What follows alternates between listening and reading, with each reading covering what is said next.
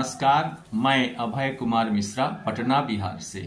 आज अपने प्रिय दर्शकों को हम बताएंगे गरुड़ पुराण के 10वें अध्याय के बारे में कि गरुड़ जी भगवान विष्णु से क्या पूछ रहे हैं और भगवान विष्णु गरुड़ जी को क्या बता रहे हैं। तो 10वें अध्याय में गरुड़ जी प्रश्न करते हैं कि हे भगवान, लोकांतरोपयोगी कर्म का कर पूर्णवान पुरुष स्वर्ग में जाते हैं, उनकी देह का अग्नि संस्कार कैसे करें? यदि उसकी स्त्री उसके साथ सती हो जाए तब उसका क्या फल होता है, वह मुझसे कहिए। श्री भगवान बोले कि हे गरुड़, तुम सुनो, मैं कहता हूं, जिनके मरने से पुत्र पौत्रादि पितृ ऋण से मुक्त हो जाते हैं, दहादीकृत किसी पुत्र ने विधि विधान से किया, उसको अन्य बहुतेरे दूसरे दान देने की कोई आवश्यकता नहीं है। भगवान विष्णु कहते हैं कि किसी पिता के या बड़ों के मरने के बाद अगर उनके घर वाले पुत्र या जो हैं अगर विधि विधान से उनका अंतिम संस्कार कर देते हैं, श्राद्ध कर देते हैं, तो दूसरे किसी भी दान देने की आवश्यकता नहीं है। और दहादी कर्म करने मात्र से पुत्र अग्निष्ट यज्ञ के फल को प्राप्त करता है। विधि विधान से अगर दाह संस्कार कर दिया जाए तो दाह संस्कार करने वाला व्यक्ति जो है बहुत बड़े यज्ञ के फल की प्राप्ति करता है। इसलिए पिता का देह गिर जाने पर पुत्र पिता के मरण के निमित्त शोक को त्याग करके बांधों से युक्त हो पाप को दूर करने के लिए मुंडन करावे। यानी अगर पिता मर जाते हैं, कोई बड़े मर जाते हैं, तो शोक न करें और बाल को छिलवा लें, बाल को उड़वा लें। यदि जिस पुत्र ने माता और पिता के मरण समय मुंडन नहीं कराया, उसको माता पिता की सदगति को करने वाला न समझें। अगर पिता या बड़ों के मरने के बाद उस घर का अगर कोई बेटा नाती पोता अगर मुंडन नहीं कराता है, तो समझिए कि वह अपने पूर्वजों को सदगति प्राप्त करने वाला नहीं है। इसलिए नाखून कक्ष के केस को छोड़ मुंडन अवश्य करावें। तदंतर बांधों सहित स्नान करके धोए हुए वस्त्र को पहने। अपने बंधु बांधवों के साथ स्नान करके साफ सुथरा कपड़ा को पहने और त्वया जल लाकर उस मरे हुए शव को स्नान कर चंदन लेपन कर पुष्पमाला पहरावें।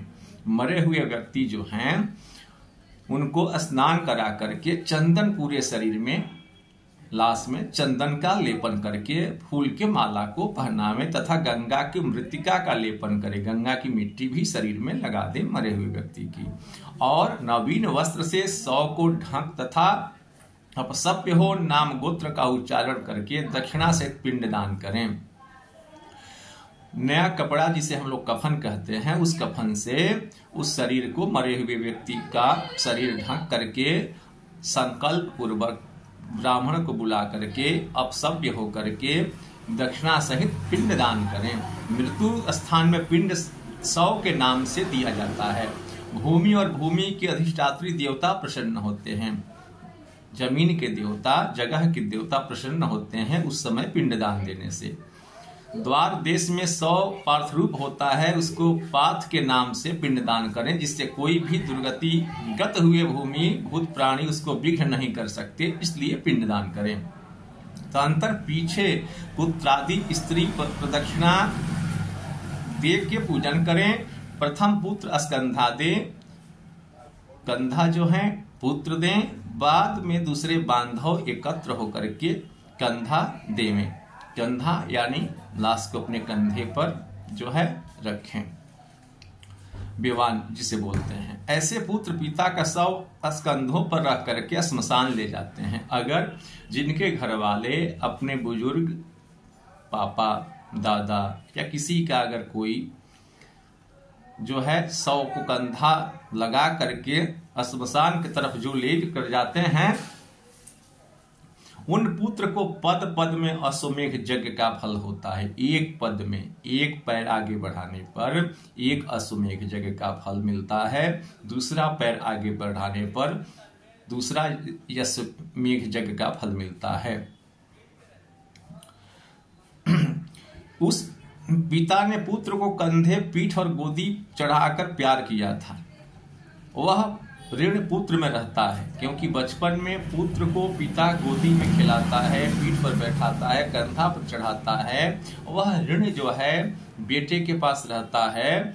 उस ऋण को चुकाने के लिए मरे हुए पिता को कंधे पर रख करके श्मशान को ले जाता है। तब वह पितृ ऋण से निवृत्त हो जाता है। वह पुत्र जो है अपने पिता के ऋण से निवृत्त हो जाता है।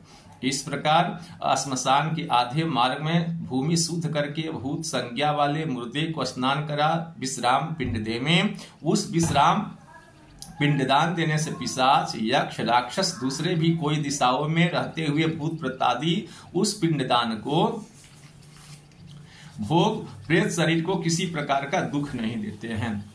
लेकिन जहां के जैसा लोकोचार विधि है वैसा ही करना चाहिए। जो विश्राम पिंड नहीं देते तो वे प्रेत का मांस भक्षण कर जाते हैं, इसलिए पिंडदान अवश्य दें। शव को श्मशान में ले जाकर के उत्तर मुख स्थापित कर भूमि को शुद्ध करें। प्रथम भूमि में झाड़ू द्वारा शुद्ध कर गोमय से लेपन कर कुशा से रेखा करें।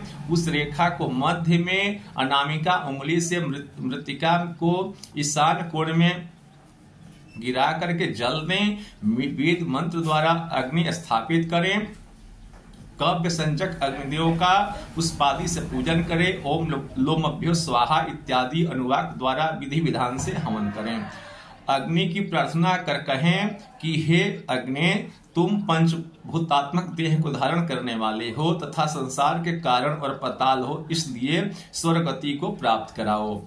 यानी लाश जलाने के पहले उस जगह को झाड़ू से बाहर दे, साफ करें। उसके बाद उसको लीप दें। गोबर मिले तो गोबर से लीपे, नहीं तो गंगा जल छीट दें। और छीटने के बाद वहां कुशा जो है रख दें, वहां अग्नि जला दें और अग्नि से प्रार्थना करें कि हे अग्निदेव, हमारे पिता या हमारे जो हैं अमुक का जो है आप स्वर्गति प्राप्त करावें। इस तरह अग्नि को की प्रार्थना कर वहां चंदन की लकड़ी, तुलसी, पलाश, पीपल आदि लकड़ी की चिता करें। चिता जो है हर जगह आम की चिता हम लोग देखते हैं, लेकिन शास्त्र कहता है, गरुड़ पुराण का कहना है कि चंदन की लकड़ी, धूप की लकड़ी, तुलसी की लकड़ी, पलाश की लकड़ी, पीपल की लकड़ी को चिता करें। उस चिता पर प्रेत को लाकर प्रथम पिंड चिता में, द्वितीय पिंड शव के हाथ में रखें। हे गरुण, यह पिंड प्रेत के नाम से देवें और सपंडी श्राद्ध के पहले जो कुछ करें प्रेत के नाम से ही करें।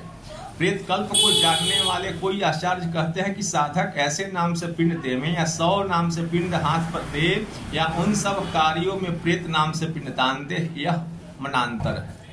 इस प्रकार 5 पिंडदान से 100 की आहुति होती है। जो पिंडदान नहीं करता उसका यक्ष, राक्षसादि 100 मांस भक्षण कर जाते हैं।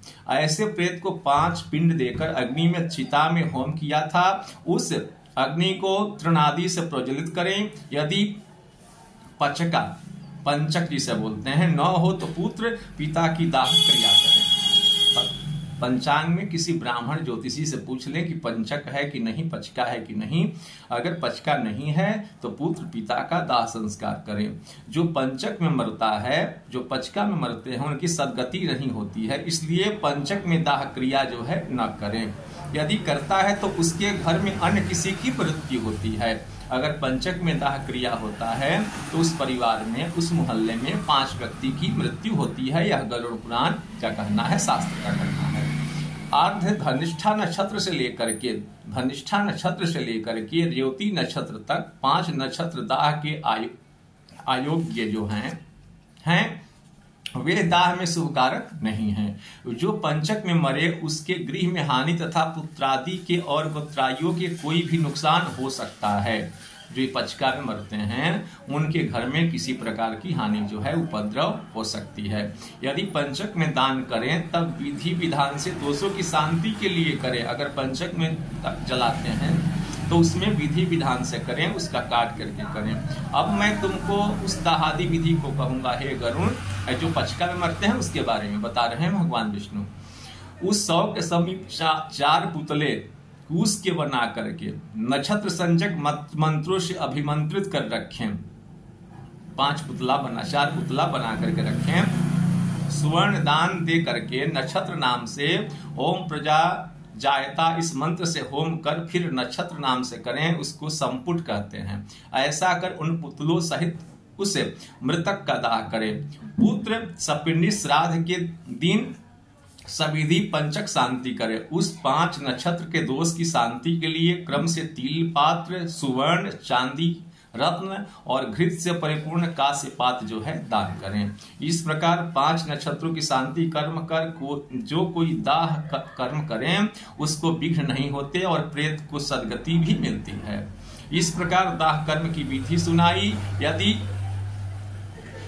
कोई किसी का पति मर जाता है और पतिव्रता स्त्री जो है अगर परलोक जाने की इच्छा करे, तब पति के मरने के बाद जो है वह भगवान का नाम का जप करें। इससे पति के मरने के बाद पति के बाद जब मरेगी तो वो भी स्वर्गलोक को जाएगी वहां।